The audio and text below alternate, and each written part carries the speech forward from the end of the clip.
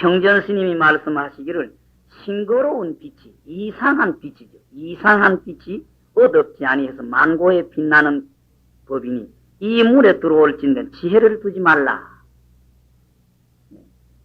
했다. 열반하신 금복로 스님은 19살 때에 문경 대승사에 입산을 하셨다 그랬습니다.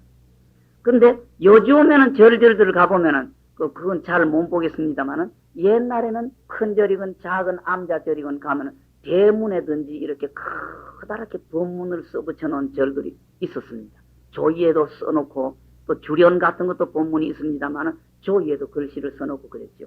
그 금복로 스님이 19살에 대승사 그 중위대로 가서 고향주를 하시는데 대문에 입참물랜된 막존지혜다 하는 게 쓰여 있더라는 이야기예요. 고향주를 하시면서 요즘처럼 부엌 안에서 수도로 꼭지를 틀면 수도물이 나오는 게 아니고 부엌 안에는 물이 없고 바깥에 수각에 혼동대놓고 홀로니로는 물을 받아가지고 부엌으로 물을 들고 들어가고 씻으려고 하면 들고 나가야 되니까 하루에도 수십 분씩 그 부엌 대문을 놨다가 하면서 자꾸 나올 때 쳐다보고 들어갈 때 쳐다보고 입참물랜데 막전지에 그렇게 쳐다보는 거예요. 저걸 좀 더 누가 쉽게 해석을 해줬으면 해서 이 스님에게 물어도 이 문에 오거든 지혜를 두지 말라는 말이다. 어? 이 문에 들어오거든 아루마리를 두지 말라는 말이다 하는 그 소리뿐들 그 이상의 소리는 아무도 못 해주더라는 이야기예요. 뭔가 자기 가슴에 꽉 와서 부대치도록 풀이를 못 해주고 기껏해봐야 거리가 먼 이 문에 들어오거든 아루마리 두지 말라는 그 소리밖에 해주는 사람이 없더라 이거예요. 근데 아마 금봉스님은 19살 때부터 6년 동안 고향도 하시면서 그거 생각하시는데 공부가 다 된 것 같아요. 저기 무슨 말일까? 좀 더 저걸 쉽게 풀어줬으면은, 좀 내 가슴에 와서 탁 이렇게 닿도록 누가 풀이를 해줬으면 이게 꽉 쌓인 것 같아요. 입참물랜데는 아르마리를 두지 말라. 이 공부 하려거든. 유소독심을 버리라는 이야기가 되겠죠. 유소독심을 버리라. 이 공부하려거든 분별심에서 허우적거리지 말아라. 그렇게 되겠죠. 마음 속에서 일어나는 유소독심, 분별심을 주춧돌로 해가지고는 이 화두다 공부도 안 된다는 이야기죠. 그거 문을 싹 열어버리고 이 때묻지 않는 억제 비유해서 오전 시간에 자꾸 비유해드리는 엄마 뱃속에 딱 떨어져서 울음이 떼한 것을 벌써 불평불만이 나는 거죠. 울음이 땡 나왔다는 건 뭔가가 불평불만이 토로되는 거고, 지 감정 토로되는 거니까, 그때는 벌써 물이 묻어버렸고, 그 엄마 뱃속에서 딱 나와가지고, 첫 울음이 나오기 이전 그 상태가 가장 깨끗한 마음이다. 억제 규정을 그렇게 지을 수 있겠죠. 거기에서 공부를 해야지, 이 공부 하려거든, 분별심, 망상심 두지 말라는 말이다. 그렇게 되겠죠. 이 문에 들어올 때는 아루마리를 두지 말라. 분별심에 쏘가 넘어가지 말라. 의군에 쏘가 넘어가지 말라. 그런 말이 되겠죠. 또 고덕이 말씀하시기를 이 일은 가히 유심으로 구하지 못하고 무심으로 얻을 수 없고 말로 나아갈 수 없고 정묵으로 통하지 못한다. 그러니까 유심으로도 안 되고 무심으로도 안 되고 말로도 안 되고 그러다가 말 안 하고 조용히 앉아있는 묵은 상태도 안 된다. 하셨으니 이것이 이 가장 진흙에 들어가고 물에 들어가는 노가설 가장 간절한 말씀이다. 가장 이 이상 더 할 수 없는 간절한 말씀이오늘 흔히 왕왕은 이따금 그렇죠. 두문두문. 근데 오늘날은 보면은 열이면 열, 백이면 백 다 이 병통에 떨어지는 것 같습니다. 대스님은 표현하시기를 드문드문, 이따금 그런 사람이 있다 하지만은 요즘은 보면은 100이면 100 다 이 병통에 다 떨어지는 것 같습니다. 참선하는 사람이 다만 이러히 생각에 지나치고 잘못 자세히 좀 더 냉철하게 깊이 들어가서 무슨 도리인고 하고 살펴보지 아니하니 만약 참으로 이 힘줄이 있고 정신이 또렷한 사람이고 지견이 바로 선 사람이라면 이 말이겠죠. 에오라지 어떻든 그 말씀 한마디 탁 튀쳐나오는 것을 듣고 고대 금강왕 복음을 가져서 나의 지혜의 칼을 가져서 한 번 끊으면서 이 사로 갈등, 유심으로도 안 되고 무심으로도 안 되고 말로도 안 되고 그렇다고 해서 조용하고 묵묵하고 있는 그 상태로도 안 된다는 그 네 가지 길을 한 번 헤쳐나가버리고 나면은 말이죠. 사로 갈등을 끊죠. 생사노두도 끊어지고 범성도 끊어지고 또 개교 사랑도 끊어지고 덕실 시비도 또한 끊어져서 당자의 본분 각근하가 발가벗은 듯 맑게 뿌린 듯 그 맑을 정자하고 붉을 적자가 아래 위자가 잘못 놓여졌죠. 발가벗은 듯 맑게 뿌린 듯 하다. 그래서 가히 잡을 수 없으리니 어찌 상쾌하지 아니하며 어찌 시원하지 아니할까 보냐. 옛날 예를 듣지도 못했느냐. 옛날에 임재스님 회상에 임재스님의 법제자 관계스님이 처음 왔다. 처음 왔다. 근데 임재스님은 선실에 중국 선실은 조실스님 자리가 일단 높고 대중 자리가 조금 낮은 자리에 있기 때문에 조실스님이 대중과 함께 정진할 때는 그 조실스님 자리는 높고 대중스님은 낮다. 그러니까 조실스님이 대중스님의 일거일동을 전부 다 관찰하고 볼 수가 있는 자리에 있었는데 관계스님이 제일 첫 임재스님 회상에 딱 오는데 임재스님이 관계스님이 딱 오는 걸 보시고 이 자리에서 내려서 문득 가슴 잡아서 주저앉히다 딱 오시는데 아무 생각도 없이 오는 양반을 대깍대깍 가가지고 단자고자 멱살 잡고 발을 걸어서 땅바닥에 팍 넘어뜨렸다 이거죠. 문득 가슴 잡아 주저앉혔다. 예. 이 옷이 말씀한 것도 아니고 오시는 분을 딱 쳐다보고 요 법상 쪽에 자기 자리에서 딱 내려서 대깍대깍 가가지고 이유 없이 순간적으로 멱살이 잡아서 발을 걸어가지고 땅바닥에다가 거꾸로 털어버렸다. 그런데 관계스님께서 말씀하신 알고 알았습니다. 알았습니다. 했다. 뭘 이야기했고 뭘 알았다는 이야기냐. 임재스님께서 관계스님이 이미 일을 마쳤다는 걸 아시고 다시 밀어내버리고 말씀으로 가지고는 이런 방구도 대화 없었으니 이로 더불어 상냥함이 없었으니 이러한 때 대해서 처음 아무 생각 없이 조실스님 친견하러 갈 거라고 이 회사에 가서 공부하겠다는 생각으로 조실스님한테 처음 인사하러 들어오는 사람을 다짜고짜 멱살 잡고 땅바닥에다가 팍 거꾸로 떴으니까 여기 무슨 시시비비가 부느냐는 이야기예요. 이런 때 관계스님이 어떻게 개교나 사량 의식적인 무슨 꾸밈이나 이것 가지고 어떻게 대답할 수가 있었겠느냐 이거예요.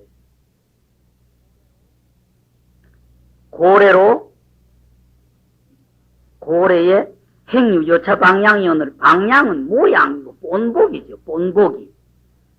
옛날부터 다행 이와 같은 본보기가 있거늘 이제 사람들은 모두가 다 이걸 가져서 이를 삼지 않나. 이걸 명시 이런 차원 이런 그 대화 이런 일을 가져서 이를 삼지 않아라. 이거는 뭐 대수롭게 생각하지 않는다.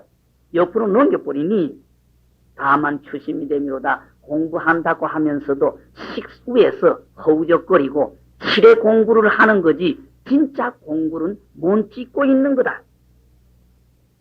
관계스님이 애당초 조금이라도 가슴에 깨닫기를 기다린다든지 징득하기를 기다린다든지 빨리 공부를 마쳐야 될 긴데 공부를 빨리 깨달아야 될 건데 이런 마음이 있었다고 하면들 임재스님에게 멱살 잡고 땅바닥에 콱 넘어뜨림을 당하면서 깨달았다 소리를 하지 말라. 그런 마음이 조금이라도 있었다 하면 이거는 불가능이다. 이거지. 불가능이다. 이 순간은 깨끗한 마음이라야 한다. 이거지. 손발을 얽고 동굴바지 서고 다니 남손부주 부끄러져 뺑뺑뺑뺑 돌고 땅바닥에 매지게 한바닥 쳐도 의식 속으로 깨닫기를 구하는 마음이나 징득하기를 구하는 마음 빨리 맞춰야 되겠다는 생각이 있는 상태에서는 아무리 몸뚱어리 멱살 잡고 땅바닥에 거꾸로 들은 게 아니라 손발 얼고 매가지고 동서남북 사주 뺑뺑 돌면서 땅바닥에 갖다가 집어 던져놔도 못 깨닫는다. 그때의 관계스님 가슴 속이 깨끗하고 아무 티 한 점이 없었기 때문에 그렇다. 우리나라에서는 이런 예가 많죠. 한 가지 예를 들어가지고 조선조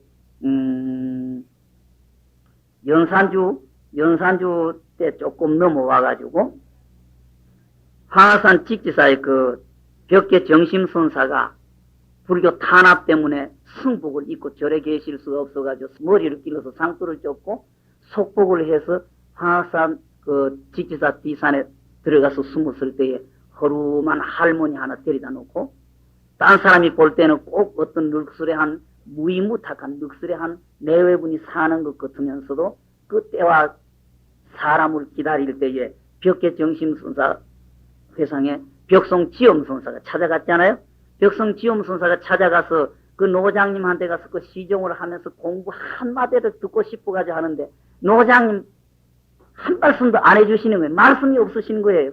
그저 밥 잡수실 때 되면 밥상에서 밥 잡수시지 저녁으로는 밤새도록 새끼 꼬시고 집신 삼으시고 낮이 되면은 밭에 가시거나 산에 나무하러 가시는데 노장님 말씀 안 하시니까 그 벽송지엄선사도 노장님 깽이 들고 들어가면 따라서 깽이 들고 밭에 가는 거고 노장님 지게지고 산에 올라가시면 따라서 지게지고 가는 거고 그저 밤으로 노장님 곁에서 무슨 이야기 한마디 하면은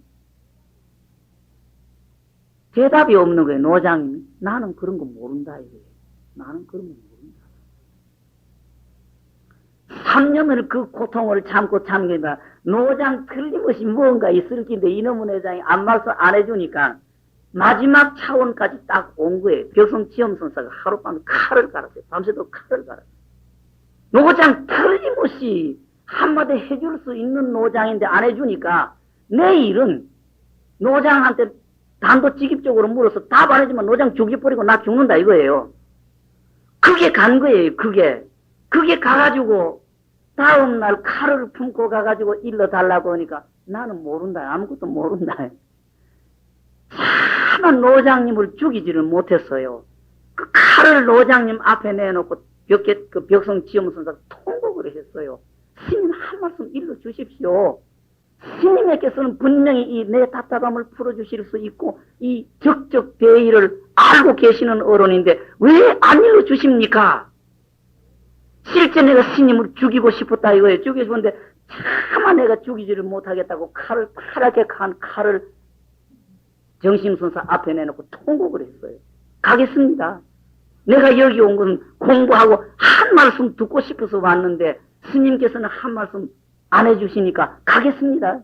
가라. 이렇게 정심선사가 그것을 벽송지엄선사가 담보찜을 지고 떠났어요.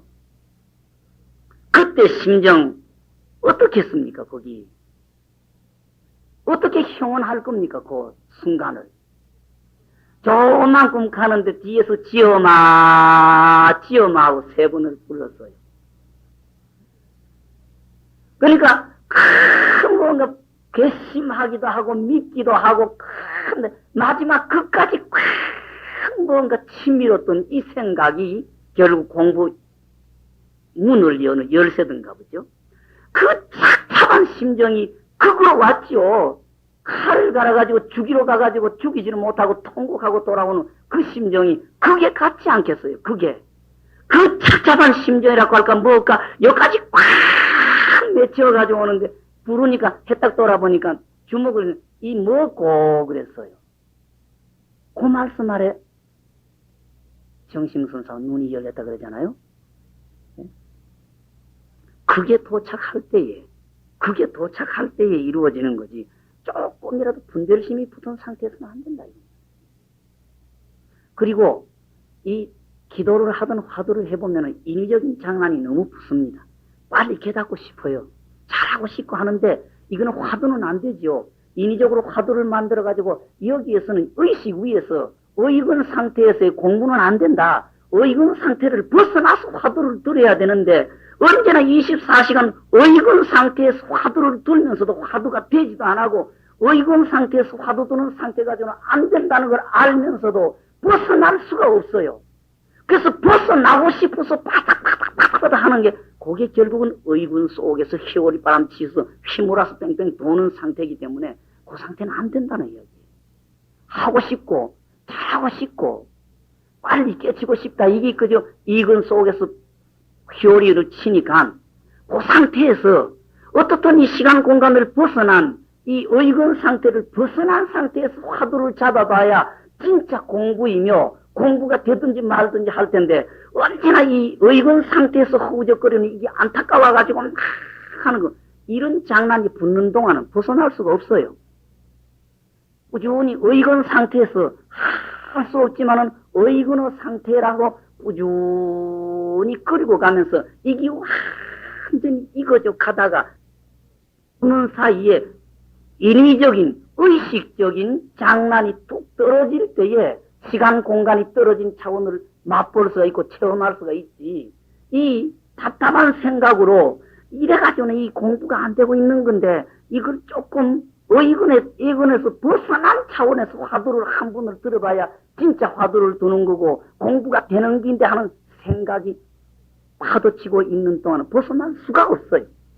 이건 할 수가 없어요. 그 의근 상태라도 그대로만 흔들지 말고 꾸준히 단절이 되지 않도록 끌고 가다가 보면은 내 의식이 없는 상태에서 의식하지 못하고 있는 상태에서 딱 떨어져 버린 차원이 체험돼서 그때는 그것도 없지요. 뭐 편안하게 하고 난 다음에 요번 시간이 참 공부다 한 시간이었었군 하는 걸 조금 이렇게 느낄 수 있는데 어떤 때는 그렇습니다. 의근 상태에서라도 그만 끊어지지만 않고 한 시간이라도 있고 조용하게 연결만 돼도 그런 고맙고 감사한 일이 없는 상태입니다만은. 예. 그러니까 여기에 관계 스님이 처음에 임재 스님을 뵈러 갈 때에 인위적으로 장난해서 이 스님한테 가가지고 법문 듣고 깨쳐야지든지 이 스님에게 가서 법문 듣고 이 스님 회사에서 공부해가지고 내가 깨쳐야지는 이 분별심이 조금이라도 있었다고 하면은 그 당시 임재 스님의 그 순간적인 법문 가지고 깨치지 못했을 것이다. 평소에 개교로 안배하다, 개교도 버리자다, 엠배하는 것도 식정이고 생사를 따라서 흘러다니는 것도 식정이고 또 두려운 줄을 안다. 이거는 그 징계가 말을 할 때에 과거하고 벼슬하고 결혼 생활을 하면서 자식들을 키우고 돈 벌고 성생활을 하고 했다는 여기 그 적은 죄를 지었다고 해서 겁을 내다 두렵다는 그런 소리를 했으니까 여기서 하겠죠. 두려움, 하포창화하는 것도 또한 식정인데 지금 참선해서 도를 배우는 사람이 이것이 병인 줄을 모른다. 이것이 병인 줄을 알지 못하고 다만 이 의근 속에 팔식 속에서 식 속에서 의식 속에서 허우적 하나니 화엄경 속의 십지품의 금강장보살의 그 개송인 식을 따라 행하고 지혜를 따르지 못한다는 말씀하고 똑같은 차원이다. 언제나 식에서 허우적 하는 거지 지혜, 진실로 한순간도 지혜를 따라가지 못한다는 말씀이다. 이러기 때문에 본지 풍광과 본래 면목을 점점 멀리 가고 잊어버린다. 근데 혹 한순간만이라도 놓아버려서 그것이 뚝 떨어져서 가장 사량 재고치 못하면 호련히 잃어버려서 콧구멍을 밟으리니 콧구멍은 그 어머니 태중에서 인체가 구성될 때에 이 머리 모습하고 몸 모습이 구성된 다음에 제일 먼저 생기는 것이 코라고 그래요. 코. 그래서 콧구멍은 본분의 비유입니다. 본분에 가장 먼저 생겼으니까 본분 주초돌에 비유하죠. 콧구멍을 밟으니 본분을 깨치리니 곧 이 식정이 문더디 진공묘지다. 다시 달리 지혜를 가히 얻을 것이 없다. 근데 만약 달리 얻을 바가 있고 달리 징득할 바가 있으니 또 문득 옳지 못하다. 그러니까 우리가 보통 자꾸 이 공부하면서도 지금 내가 갖고 있는 지혜, 식이라고 하는 이거 내버리고 뭔가가 자꾸 딴 게 툭 올 것 같은 착각 속에 공부를 짓게 되고 이 망상심 때문에 허우적거려서 화두가 안 되는 이게 결국은 떨어져 버리고 무엇이 하나 뚝 딴 게 올 것처럼 착각을 하고 사는죠. 공부를 하면서도 이런 점이 참 많습니다. 그러면 옳지 못하다. 어느 차원 한번 이렇게 딱 시간 공간 넘은 차원을 체험하고 나면은 내 지금 쓰고 있는 분별심 이게 그대로 바로 지혜다. 지혜다. 하는데 우리는 그걸 생각을 못하고 이 무슨 현재 우리가 쓰고 있는 이거 외에 무언가가 오는 것처럼 착각을 하죠. 근데 이 선입견이든지 참 착각이 참 무서워요. 내가 해인사에 처음 들어갔을 때에 봉신 스님이라고 한 분이 계셨어요. 나이가 그때 우리 17살 됐을 때 그 스님 나이 32세 됐었어요. 근데 약간 살쪽했습니다. 살쪽했는데 이분은 절에 들어오셔가지고 터진다는 소리에 병이 든 것 같아요. 걸전증. 공부하다가 보면 터진다. 옛날 어른들은 깨쳐진다는 터진다라는 표현을 썼는데 터진다가 병이 돼가지고 이 공부라고 하는 거 이 깨우침이라는 순간에 무언가가 이 폭탄이 터져가지고 무엇이 깨져 터져 나가듯이 터진다. 이게 병이 된 것 같아요. 그 자기가 답답하게 이렇게 몰고 가면서도 이 터진다는 기대를 가득 걸고 터져야 된다가 이 주춧돌이 되어 있었던 것 같아요. 해인사 100년 안에서 여름에 고향주를 하시면서 더운데 고향주 하시면서 그 밥을 하면서 나무 불을 떼면서 자기 딴에는 뭔가를 애쓴 모양이에요. 그러나 터진다는 걸 자꾸 기대하고 있었는데 하루 그 오전 시간에 맞이를 짓다가 보니까 자기 귀와 자기의 몸에 무엇이 큰 소리가 팍 나는 것 같이 느껴졌다 이거예요. 무엇이 폭탄이 터졌다. 그걸 체험한 후 시원해졌다 이거예요. 뭔가 팍 터져나가는 것 같은 소리하고 충동을 받았는데 그 순간 시원해졌다. 그거 가지고 자기는 깨달았다. 그렇게 생각을 해요. 그래가지고 우리가 어떤 장난을 쳐도 진심이 없어요. 그 스님. 비록 공부길은 옆길을 가가지고 엉뚱하게 되어 있는 상태지만 우리가 건드리면 진심은 아무것도 어떤 장난을 써 언제나 생긋생긋하게 웃고 계시지 진심을 내시는 법이 없고 그 당시 밥은 참 적었습니다. 옛날에 우리가 어릴 때 자라는 때 사원 경제도 어려웠거니와 소곱밥에 7업 시락국으로 배를 채운다. 그렇게 우리가 듣고 자라났던 시절입니다. 1업 반을 가지고 쌀 1업 반을 가지고 밥을 해서 고기 소업이 되는지 꼽으로 늘어나서 소업이 되는지 소업이 못 되는지 이게 우리 밥이었었습니다. 그리고 그 당시에는 밥 안친 다음에는 객스님이 오시건 세속의 신도님이 오시건 고향주 스님이 다시 밥을 하는 법이 없었습니다. 지어놓은 밥 안에서 그 객스님이 2분이 오시건 3분이 오시건 나누어서 한 숟가락씩 한 숟가락 나누어서 그 밥을 채우지 다시 오늘날처럼 밥하고 난 뒤에 객스님 오셨다고 해서 객스님 밥을 새로 짓는 법이 없었습니다.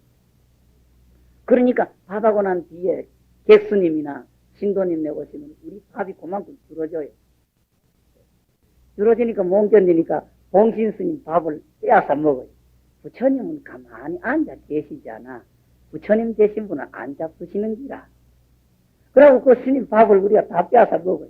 그러면 아무것도 안 하고 생각없이 웃고 그저 아무 말도 안 하고 그대로 자기 밥을 다 뺏기고 계시면서도 아무 말도 안 하고 생각없이 웃고 그대로 계셔요. 그리고 우리가 너무 장난을 지나치죠. 얼굴에 막 붓을 가지고 장난치면 싫다고 부처님은 가만히 계시는지라. 그래놓고 얼굴이 막 가지는 환치를 해요. 가지는 환치를 해놓고 부처님은 탁자 올라가서 계셔야지. 우리하고 같이 있으면 안 돼. 우리가 절할 테니까 올라와서 있으면 히히하고 얼굴에 붓을 가지고 큰 장난을 친 얼굴로 탁자 올라가서 생각없이 웃고 있습니다. 그러면 우리는 또 밑에서 장난으로 또 3대 해드리고 그런 장난을 쳤는데 자기는 그걸 가지고 깨쳤다고 착각을 하는 거예요. 그 병통은 결국 깨진다요. 터진다요. 터진다. 깨쳐진다. 깨쳐진다가 병이 돼서 그런 잘못된 길을 가게 되는 거예요.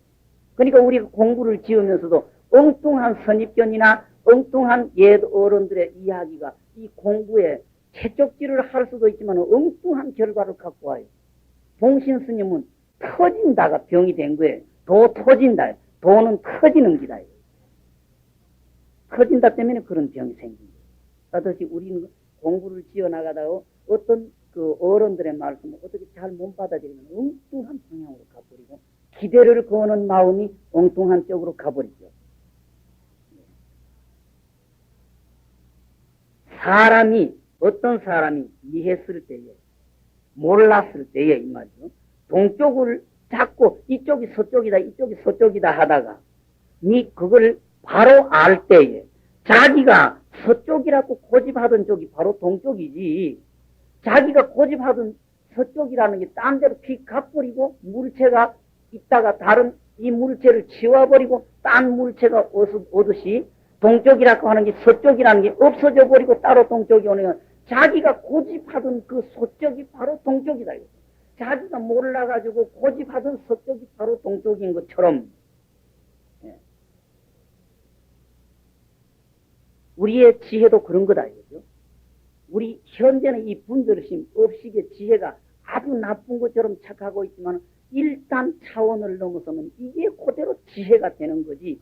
이 분별심, 망상심 이게 없어져 버리고 다른 데서 무언가가 새로운 게 딱 들어오는 건 아니다. 이 진공묘지가 해호공우 더불어 수가 같다. 무시무종이다. 이거죠. 또 형편이 같다. 다만 이 태호공 가운데에 도리어 한 물건이나 다른 것을 걸림, 애덕함이 있느냐 마느냐. 공주는 아무것도 안 걸리지. 비행기도 나르고 새도 나르고 먼지도 나르고 띠거리도 나르고 나무잎도 나르고 꽃잎도 나르고 꽃가루도 나르고 비록 한 물도 걸림을 받지는 아니하지만은 그러나 모든 물건이 공중에 왕래하는데 방해롭지 않다. 그와 같아서 우리의 진공묘지도 또한 그래서 생이다, 사다, 범부다, 성자다, 구다, 염이다가 하나도 때를 묻히지 못한다. 일점도 착하지 못한다. 비록 착하지 못하지만 그러나 그 우리의 진공묘유 진심 속에 생사, 범, 성 왔다 갔다 하는데 아무 방해를 받지 않는다. 이렇게 믿어 얻어 미치고 보아 얻어 투철을 하면은 바야고로 인하 생에 뛰어나서 사에 들어가며 생에서 사에 가거나 사에서 생으로 오거나 자유자재를 얻은 사람이다. 이런 차원이 가면은 비로소 조주가 상하차 한 차원과 운문이 수미산이다 한 차원하고 서로 조금이라도 서로 마주칠 수가 있다. 그렇지만 만약 믿지 못하고 모든 것을 놓아버리지 못할 텐데 도리어 청하느니 일자 수미산을 짊어져서 도초에 행각해서 눈 밝은 사람을 만나서 분명히 들어바치라. 한번 그렇게 해봐라. 그렇게 해봐라. 수미산이든지 이 수미산이라는 이게 진짜 마지막 궁극적인 법문인 줄 알고 착각해서 그렇게 어리석은 짓 하지 말아라.